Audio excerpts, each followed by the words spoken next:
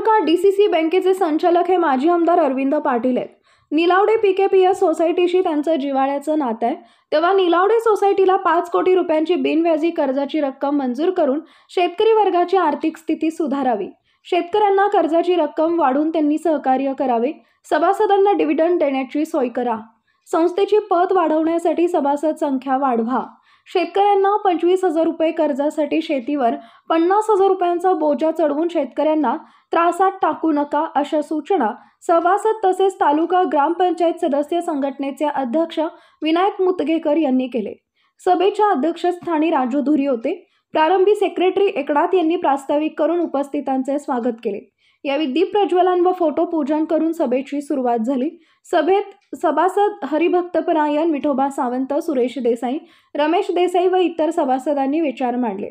अध्यक्ष राजू धुरी यांनी सभेत सभासदांच्या सूचनेचं पालन करून प्रगती साधू असं सांगितले।